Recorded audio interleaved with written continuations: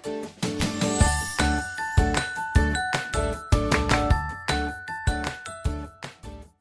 Students, very welcome to all on exam Niti. सही नीति सही दिशा। स्वागत है आप सबका एग्जाम नीति पर मेरे यानी माधवी कुशागर गौड़ के साथ।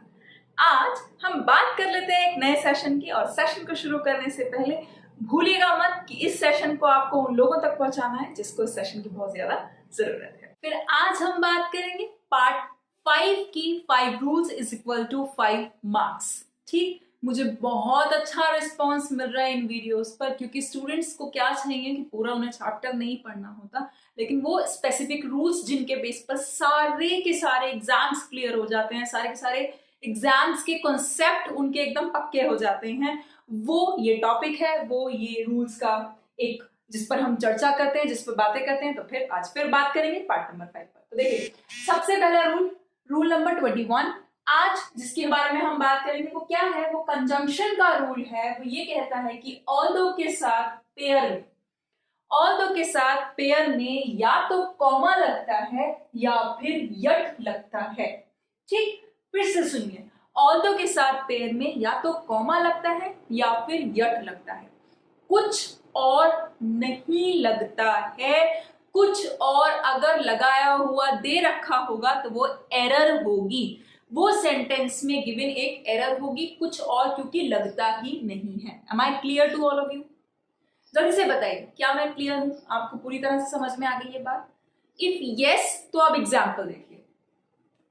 Although, हालांकि he is a good doctor, वह एक अच्छा डॉक्टर है, yet फिर भी he is not able to save his life, फिर भी वो उसका जीवन बचा पाने में सक्षम नहीं है।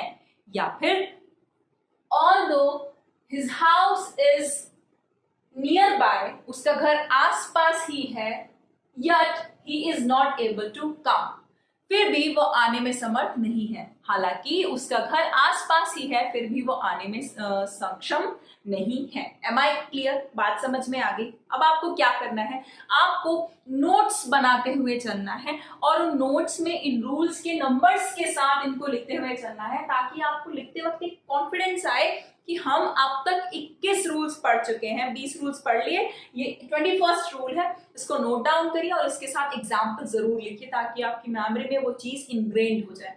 नंबर 1। दूसरी चीज, अगर आप यहाँ से कुछ सीखते हैं तो बस एक काम किया करिए, उस सीखने को, इस विद्या को बाकी लोगों में भी शेयर किया कीजिए, ताकि वो भी पढ़कर कुछ सीख पाए। चलिए आगे बढ़िए और देखिए रूल नंबर 22 वो क्या कहता है। कुछ स्पेसिफिक वर्ब्स हैं, आज के आज, अभी के अभी, यहीं के यहीं, इन्हें याद कर लीजिए। ठीक, पार्डन, सेपरेशन, एक्सक्यूज, फेवर और मेंशन। ठीक, पार्डन, सेपरेशन, एक्सक्यूज, फेवर और मेंशन, इनके बाद कभी भी पूरे इंग्लिश में पजेसिव केस नहीं लगाना है। पजेसिव केस, अधिकारवाचक कोई भी जो केस हो ना, वो मत लगाइएगा। जो अपना कोई संबंध शो कर रहे हो, कोई अधिकार शो कर रहे हो, ऐसा केस प्रोनाउन का मत लगाइएगा। ठीक, जैसे माई हाउस, माई मेरा घर। ठीक, तो माई ये पजेसिव केस है, नहीं लगेगा।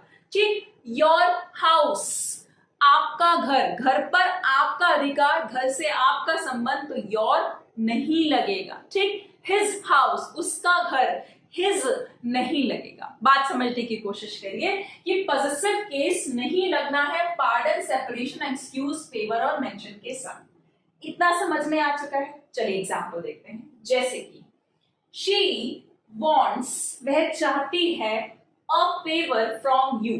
ठीक, शी वॉन्ट्स योर फेवर नहीं होगा। अगर आपने कहा शी वॉन्ट्स योर फेवर तो वो गलत हो जाएगा। ठीक, she wants a favour from you. या फिर मुकेश, कोई मुकेश होंगे, है ना, मैं आप किसी को पॉइंट आउट नहीं कर रही हूं। Mukesh wants separation, Mukesh wants separation from Sharda. Mukesh को शारदा से अलग होना है, मुकेश शारदा से अलग होना चाहता है। Mukesh wants separation from Sharda. ठीक, तो जब भी बात करेंगे इनके बाद हमेशा और हमेशा इस बात का ध्यान रखें कि पॉजिटिव केस न आए। ठीक, एग्जाम्पल बनाते चलिए, नोट्स लिखते चलिए, ताकि जितनी जल्दी आप इनको पढ़ते हैं उतनी जल्दी आपकी मेमोरी में फीड भी हो जाए।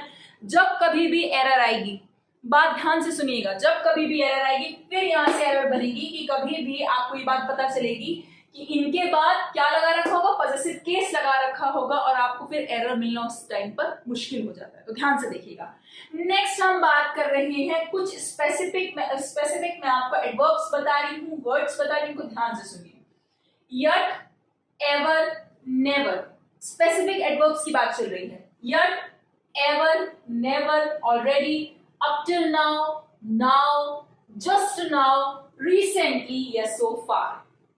ठीक, so far का मतलब अब, up till now अब तक, just now अभी अभी, already जो हो चुका पहले ही, never कभी नहीं, ever कभी, yet अब तक। yet हमेशा नेगेटिव सेंस देता है। ठीक, yet हमेशा नेगेटिव सेंस देता है कि अब तक ये नहीं हुआ वाला सेंस। नेक्स्ट, रिसेंटली अभी अभी, सो फार अब तक। तो अभी तक मैंने आपको ये जितने एडवर्ब्स बताए हैं, ध्यान रखिएगा इंग्लिश में, इंग्लिश लैंग्वेज में आप जब कभी भी इनका यूज कीजिएगा, इनके बाद हमेशा परफेक्ट टेंस लगाइएगा। अगर प्रेजेंट में बात चल रही है तो प्रेजेंट परफेक्ट टेंस लगाइएगा, हैज हैव के बाद वर्ब की थर्ड फॉर्म। ठीक, यही होता है ना परफेक्ट टेंस में। क्या होता है परफेक्ट टेंस में? प्रेजेंट होता है तो हैज या हैव के बाद वर्ब की थर्ड फॉर्म लगती है, और अगर पास्ट का परफेक्ट टेंस होता है तो हैड, HAD, हैड के बाद वर्ब की थर्ड फॉर्म लगती है। इतना क्लियर हुआ? ठीक, तो ध्यान रखिएगा ये स्पेसिफिक एडवर्ब्स हैं, इनके बाद हमेशा हमेशा चाहे प्रेजेंट का हो या फ्यूचर का, या चाहे प्रेजेंट का हो या पास्ट का, टेंस हमेशा परफेक्ट ही लगेगा, ना कॉन्टिन्यूअस लगेगा, ना इंडेफिनिट लगेगा, ना परफेक्ट कॉन्टिन्यूअस लगेगा।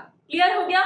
चलिए अब आगे बढ़ते हैं, इसका एग्जाम्पल देखते हैं। एग्जाम्पल कहता है कि राम हैज नॉट रीच्ड। ठीक, प्रेजेंट हो गया ना, कैसे पता चला प्रेजेंट हुआ? हैज आया। ठीक, राम हैज नॉट और रीच्ड वर्ब की थर्ड फॉर्म। क्यों? क्योंकि हैज, हैव और हैड के बाद हमेशा पूरी इंग्लिश में चाहे कुछ भी हो जाए, कम व्हाट में, हमेशा वर्ब की थर्ड फॉर्म लगती है। Ram has not reached office yet. Negative sense दिया ना, इसमें नेगेटिव हुआ ना कि राम अभी तक ऑफिस नहीं पहुंचा है, इसलिए क्या लगा यहाँ पर? यट लगा। नेक्स्ट एग्जांपल देखिए, ही had not done या अंकित had not done any piece of work so far, या आप यहाँ पर ऐसे भी कर सकते थे, आप यहाँ पर yet भी लगा सकते थे कि अंकित ने या उसने अभी तक कोई भी काम नहीं किया है। अब तक अंकित ने या उसने कोई काम नहीं किया है। ठीक, तो यहाँ पर भी क्या लगा? हैड लगा और वर्ब की थर्ड फॉर्म। क्यों? क्योंकि परफेक्ट की पहचान ही यही होती है कि हैज हो, हैव हो या हैड हो और उसके बाद वर्ब की थर्ड फॉर्म लग जाए। भाई एक्टिव वॉइस में तो परफेक्ट की पहचान यही होती है। चलिए आगे बढ़ते हैं। आगे हम बात कर रहे हैं जिस पर आधे से ज्यादा स्टूडेंट्स कंफ्यूज हैं।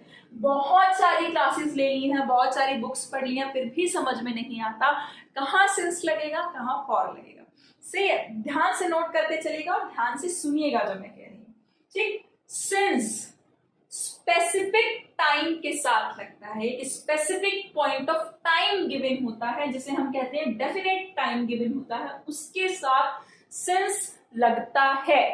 जैसे कि कैलेंडर का जितना भी टाइम होता है, कैलेंडर के टाइम में क्या क्या चीजें आती हैं? कैलेंडर के टाइम में आती हैं डेट्स, आती हैं मंथ्स, आते हैं ईयर, आते हैं स्पेसिफिक टाइम है। जैसे मैंने कहा 2009 तो वो स्पेसिफिक है, हर साल तो 2009 होता नहीं है। या मैं कहती हूँ अक्टूबर, तो हर बार ये तो है नहीं कि जितने मंथ है 12 के 12 मंथ अक्टूबर होते हैं, ऐसा भी नहीं है। या मैं कह रही हूँ 23 जनवरी, तो 23 जनवरी स्पेसिफिक डेट है, हर डेट तो 23 जनवरी है नहीं। ठीक, या ओकेजन, जैसे मैं कहती हूँ ईद पर, होली पर, दिवाली पर या क्रिसमस पर, तो स्पेसिफिक ओकेजन का नाम ले रही हूँ। ठीक, या फिर कैलेंडर की जितनी बातें हुई, या फिर क्लॉक का कोई टाइम, जैसे 7 बजे या 9 बजे या 12 बजे स्पेसिफिक पॉइंट ऑफ टाइम है। या मैं कहती हूँ दिन का कोई भी समय, ठीक, जैसे कि मॉर्निंग है, इवनिंग है, नून है। ये तो है नहीं कि पूरे दिन नून बनी रहती है या पूरे दिन मॉर्निंग बनी रहती है। इसलिए जो मैं कहना चाहती हूँ उसको ध्यान से समझिए। एक स्पेसिफिक पॉइंट ऑफ टाइम जो होता है, चाहे वो लाइफ की कोई स्टेज ही क्यों ना हो। क्यों? क्योंकि बचपन, चाइल्डहुड एक ही बार आता है, बार बार नहीं आता। अडोलसेंस, किशोरावस्था एक ही बार आती है, बार बार नहीं आती। ठीक उसी तरह से डोटेज, बुढ़ापा भी एक ही बार आता है, बार बार नहीं आता। तो वो जो स्पेसिफिक पॉइंट ऑफ टाइम है, या तो ऐसे समझिए या ये समझिए कि क्लॉक का टाइम, कैलेंडर का टाइम, लाइफ की स्टेजेस का time, part of each day, हर कुछ से पहले हम सिंस लगाते हैं, लगाएंगे। कम रेन एंड शाइन, चाहे कुछ भी हो, हम हमेशा उससे पहले सिंस लगाएंगे और कुछ नहीं लगाएंगे। जैसे सिंस मंडे, स्पेसिफिक डे है वीक का, ठीक। Since Monday, since childhood, since Holi, since 7 PM, since afternoon. जब भी हम स्पेसिफिक टाइम की बात करेंगे तो उससे पहले सिंस लगता है। नेक्स्ट, अब हम कहते हैं ना फॉर कहाँ लगाइएगा, तो फॉर हम तब लगाते हैं जब टाइम डेफिनेट नहीं होता, स्पेसिफिक टाइम का नाम गिवन नहीं होता। हमसे कहा जाता है एक पूरी ड्यूरेशन की बात कर देते हैं, एक इनडेफिनेट टाइम की बात करते हैं। जैसे पिछले 10 सालों से रह रहा है, ठीक, ये कब से पढ़ाई कर रहा है, ये पिछले 3 सालों से पढ़ाई कर रहा है। कहते हैं ना, आपने कई बार लोगों को सुना होगा पिछले 2 साल से IBPS की तैयारी कर रहा है, या वो पिछले 3 साल से यूपीएससी की सर्विस, सिविल सर्विसेज की तैयारी में लगा हुआ है, यूपीएससी की तैयारी में लगा हुआ है, ठीक, या EPFO का एग्जाम देने में लगा हुआ है। तो बात चल रही है जब आपको इंडेफिनेट टाइम गिवन होता है, टाइम की एक लेंथ गिवन होती है, लेकिन कौन सी वो मेंशन नहीं होता, स्पेसिफिक नहीं होता, ड्यूरेशन की बात होती है, अवधि की बात होती है, तो फॉर लगता है, तो फिर सिंस नहीं लगता। जैसे for last 2 hours, for last 2 days, for last 3 years, या लास्ट नहीं हो तो भी कोई बात नहीं, for 10 days, for 10 years, for 10 months, for 10 कुछ भी बोलते, फॉर 10 centuries, कुछ स्पेसिफिक नहीं है, पूरी ड्यूरेशन है ना। तो उसके बारे में अवधि के केस में हम यूज करते हैं फॉर। एग्जाम्पल्स बहुत सारे लिखिएगा, नोट्स बहुत अच्छे बनाइएगा, ताकि हमेशा हमेशा के लिए बात आपके दिमाग में इनग्रेन्ड हो जाए, बस जाए।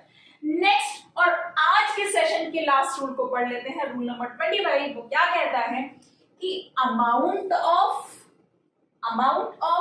या क्वांटिटी ऑफ, अमाउंट ऑफ या क्वांटिटी ऑफ जब भी कभी भी लगेगा सेंटेंस में सब्जेक्ट के तौर पर, ठीक, जब कभी भी ये सेंटेंस में एज अ सब्जेक्ट या सब्जेक्ट का पार्ट बनकर आएगा, तो उसके साथ आने वाला नाउन, एक तो सबसे बड़ी बात, हमेशा अनकाउंटेबल होगा, ठीक। क्वांटिटी की बात चल रही है या अमाउंट की बात चल रही है और उसके बाद ऑफ लगा है, तो उसके बाद जो नाउन आएगा वो हमेशा और हमेशा, पहली बात तो ये कि अनकाउंटेबल आएगा, ठीक, काउंटेबल नहीं लगाएंगे। जैसे amount of milk, amount of water, quantity of liquid या क्वांटिटी ऑफ जूस, ठीक, प्लस उसके बाद आने वाला वर्ब भी हमेशा और हमेशा सिंगुलर होगा, प्लूरल कभी नहीं होगा, चाहे कुछ हो जाए। तब जब अमाउंट ऑफ, क्वांटिटी ऑफ एक सेंटेंस में सब्जेक्ट के पार्ट बनकर आएंगे तब ऐसा होगा। जैसे द अमाउंट ऑफ मिल्क, जगह नहीं है इसलिए मैंने इधर एग्जाम्पल नहीं लिखा है, पर मैं ट्राई करती हूं कि अगर आ जाता है तो। जैसे the amount of milk is not sufficient for the baby, बच्चे के लिए दूध का जो अमाउंट है वो सफिशिएंट नहीं है, पर्याप्त नहीं है, काफी नहीं है। नोट करिए कि अमाउंट ऑफ सब्जेक्ट का पार्ट बनकर आया है, उसके बाद नाउन कैसा आया है, अनकाउंटेबल आया है, प्लस जो वर्ब आया है वो कैसा आया है, सिंगुलर हेल्पिंग वर्ब आया है, प्लूरल हेल्पिंग वर्ब नहीं आया है। हम ये भी बोल सकते थे कि the quantity of juice is not sufficient for the players, खिलाड़ियों के लिए जूस की मात्रा सफिशिएंट नहीं है या सफिशिएंट है, कुछ भी हो सकता है, पॉजिटिव नेगेटिव कुछ भी हो सकता है, लेकिन नाउन हमेशा अनकाउंटेबल और वर्ब हमेशा सिंगुलर रहेगा। आई होप आपको ये रूल समझ में आ चुके हैं। आई होप आप इन रूल्स के ऊपर एक रजिस्टर मेंटेन कर रहे हैं जिसमें आपने सारे पार्ट्स के सारे रूल्स लिखे हैं। अगर आप इस वीडियो से कुछ भी फ्रूटफुल सीखते हैं तो इस वीडियो को लाइक करना बिल्कुल मत भूलिएगा। तब तक के लिए अपना ख्याल रखिए, पढ़ते रहिए। Thank you. अच्छा